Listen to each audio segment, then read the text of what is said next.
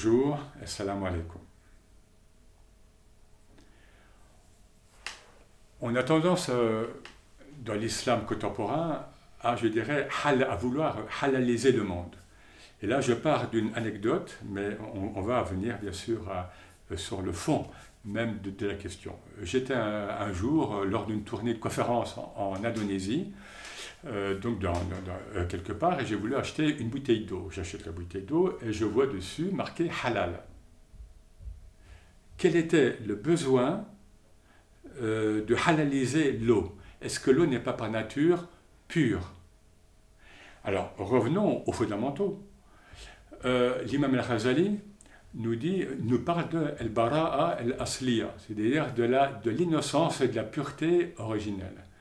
Quand dans les catégories donc des fondements du droit, nous avons le mubah, le mubah, c'est même pas ce qui est permis. Le mubah, c'est ce qui est laissé indifférent à l'être humain et à sa conscience. Donc, il y a eu inversion des valeurs, je dirais au sens où, certes, l'islam premier a connu la pudeur, et une femme du prophète, il disait que le prophète, sallallahu alayhi wa sallam, était plus pudique qu'une jeune vierge. Mais on a versé, depuis quelques décennies, semble-t-il, dans la pudibonderie, ce qui est quasiment l'inversion de la pudeur, c'est une caricature. Et c'est comme si, en fait, on voulait culpabiliser en fait, le musulman. Et il serait peut-être bon, là, de rappeler qu'en islam, il n'y a pas de péché originel. Qu'est-ce qui se passe dans le contexte coranique? Adam pêche, d'ailleurs Ève, Hawa n'est pas mentionné d'ailleurs, mais c'est le Adam primordial, disons, l'être humain primordial, qui commet une faute. Et les termes coraniques employés pointent plutôt vers une faute, et non pas donc vers le péché.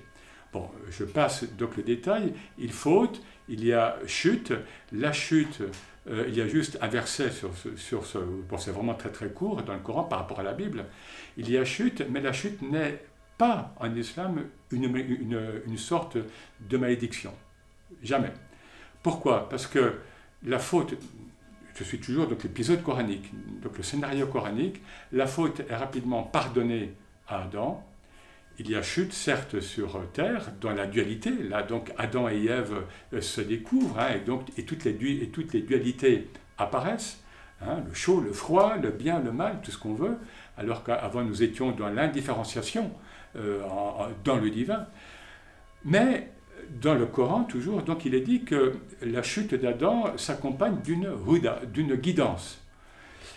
Donc, et puis les théologiens nous disent que cette faute d'Adam le concerne lui. Alors lui, c'est qui? C'est l'être humain primordial peut-être, mais nous ne sommes pas débiteurs de la faute de notre Père. C'est-à-dire qu'en islam, chaque âme est responsable individuellement de son vécu, y compris Sayyidina Adam, y compris Adam, premier homme et premier prophète. Donc ça veut dire que la chute du Suba n'est pas, encore une fois, quelque chose qui est maudite. Ça veut dire qu'il n'y a pas de péché originel parce que nous naissons libres et nous naissons purs. C'est l'axe, enfin c'est la notion axiale de fitra, que l'on peut traduire par nature pure et originelle, de l'être humain et de toutes les créatures. Et selon cette fitra, eh bien, nous n'avons pas à être consacrés, par exemple à la naissance, ou bien lors d'autres sacrements que connaît le catholicisme, par exemple, parce que nous sommes dans la pureté, nous venons de Dieu, et à lui nous retournons, nous dit le Coran. Donc, vous voyez, comme il y a eu inversion de cette pudeur, en effet, naturelle, dans une sorte de dévoiement, c'est-à-dire de culpabilisation, de l'être humain et de l'être musulman contemporain. Et ce qui pourrait nous amener d'ailleurs lors de notre intervention sur une sorte de cléricalisation des imams. L'imam n'est pas un prêtre musulman et chacun est imam, mais y compris la femme elle-même est imam d'elle-même, etc. Mais nous y reviendrons lors de notre intervention. Merci à vous.